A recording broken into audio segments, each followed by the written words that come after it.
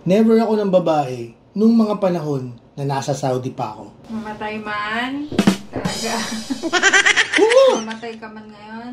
Mamatay ka man. Bakit ako? Hindi ako takot na mawala ka kasi totoo yung sinasabi ko. Mamatay ka man. Podcast tayo, dali. Pag-usapan natin to.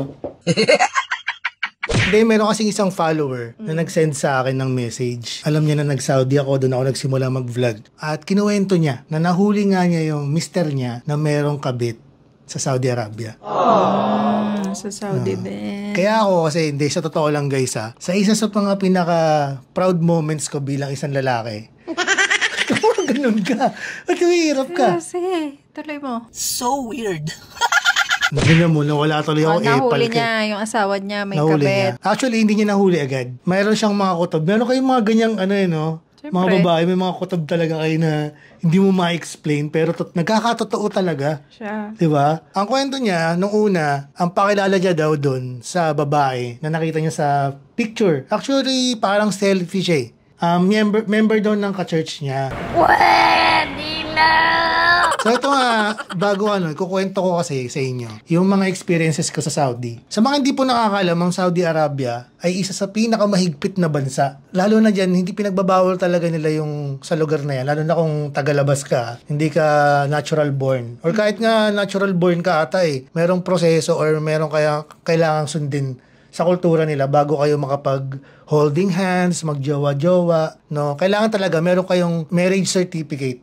So dapat kasal. Kasal talaga, legit. Hindi pwede jowa-jowa Hindi lang. pwedeng jowa-jowa lang sa Saudi, Ewan ko ngayon, pero alam ko hindi pa rin pwede, no? Ewan ko, mag-comment na lang kayo dyan kung maluwag na ba ngayon kasi 2018 ako nandun, hindi natin alam kung may nagbago na ba, diba, sa patakaran ng Saudi Arabia. Pero alam ko sobrang higpit dyan. Pero literal talaga, bawal yung basta-basta mga PDA doon. Yung mga kiss-kiss na out of nowhere, holding hands, basta-basta, hindi siya ganun. No? Nagagawa lang siya sa mga bahay-bahay. Kaya talagang isa yun sa mga proud moments ko bilang lalaki.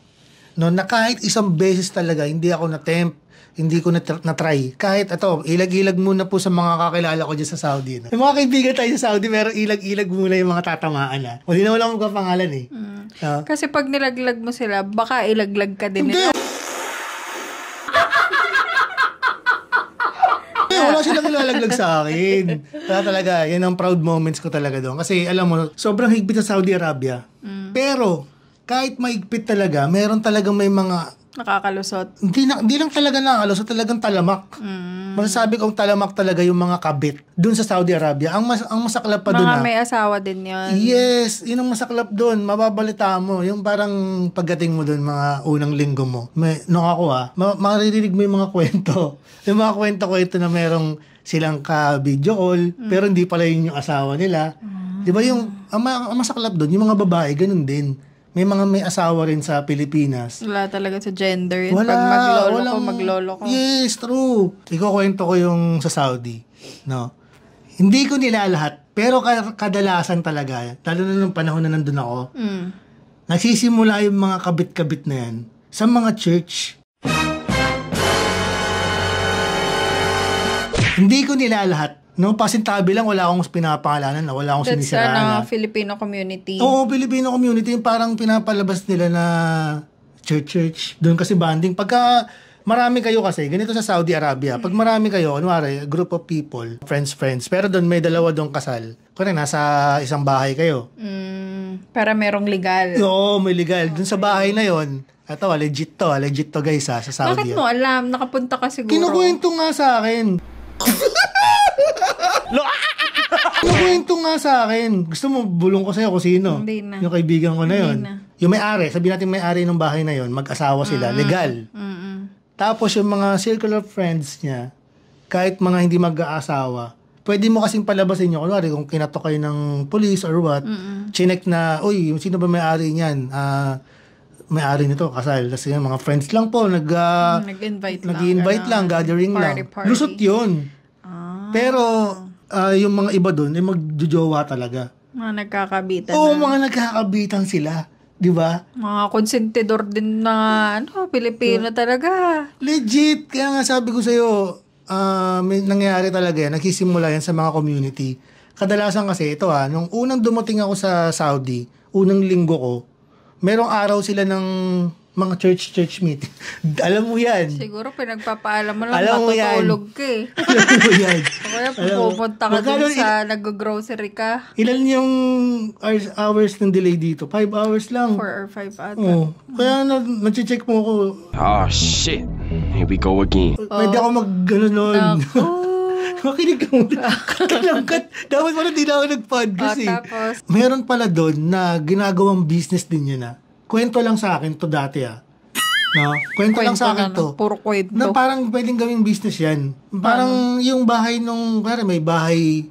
Parang ipaparent, gano'n. Yung kakilala mo, mag-asawa sila. Diba? Kasi usually Parang mga... nagiging motel. Oo, ganun. Ganun yung nagiging kalabasan nung na yun. Nababayaran mo ng 500 Saudi Riyals. For 3 hours. Parang ganun. Pero nandun na sila sa sala, tapos kayo sa kwarto kayo.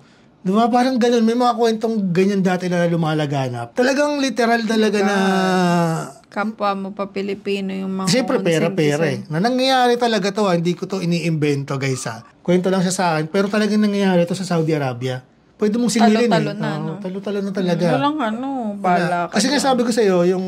Walang makatao. Kung may kakatakman doon, pwede mong palabasin na in-invite ka lang as friends Diba? Ganun kalala doon sa Saudi. Ewan ko lang ngayon kung nangyayari pa yung mga ganung bagay. Ang isa pang kwento na umabot sa akin doon, kahit kasal ka, Puro umabot lang. Oo, kahit kasal ka dito sa Pilipinas, pwede kang magpakasal doon. Na hindi hindi ka maboboid yung... So parang hindi valid yung kasal dito. Parang wala lang. Hindi ko alam kung legit ba yung papel na yon. Pero... Baka pag lalaki. Hindi ko alam Basta, kasi yung apelido ng babae pagkasal dito. Basta pwede ka magpakasal doon, may babayaran ka lang medyo malaki-laki kasi parang may contact doon sa ba't ka magpapakasal doon? Para magkaroon ka ng license, yung marriage certificate. Para kayo. maging legal kayo. Legal kayo mag-jowa doon. Tsok-tsakan. Yes, truthfully yours. Hindi ko ginawa tong content na to para mag-overthink yung may mga jowa sa Saudi Arabia.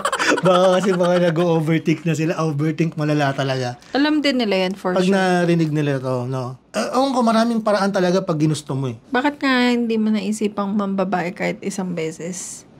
Magkalayo naman tayo. Possible na hindi ko naman malaman. Naisip ko kasi ng mga oras na yon, no? Nandun ako sa Saudi. Yung purpose ko talaga kung ba't ako nagpunta doon, magtrabaho lang. Tsaka, mahal na mahal kita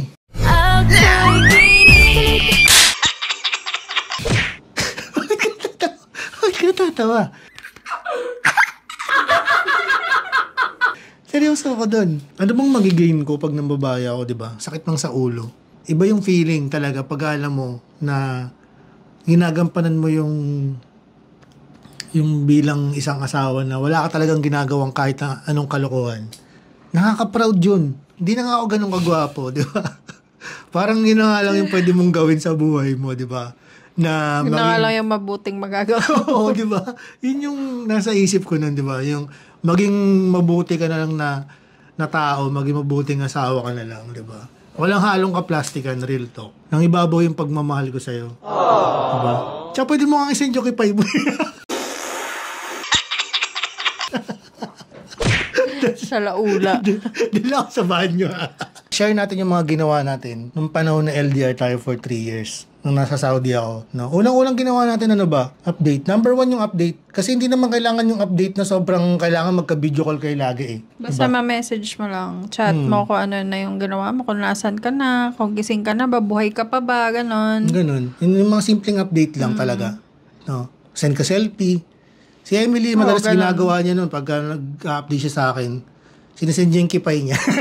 So weird. Gagong po.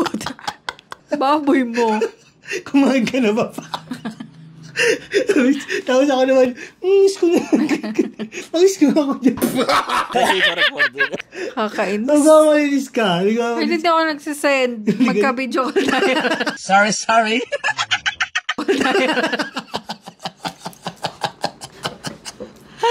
Joke lang.